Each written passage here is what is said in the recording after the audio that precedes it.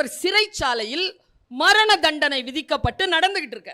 அவர் பேரு சொன்னா உங்க எல்லாருக்குமே தெரியும், சாக்ரட்டிஸ்.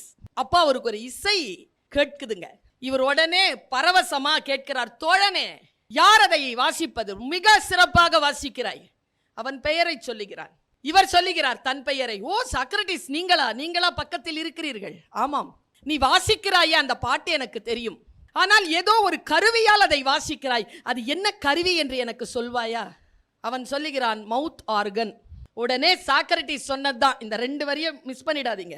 ஓ அப்படியா, என்னிடத்திலும் வீட்டில் இருக்கிறது, கற்றுக்கொள்ள வேண்டும் என்று நினைத்தேன், முடியாமல் போய்விட்டது, நீ எனக்கு கற்றுத் தருவாயா?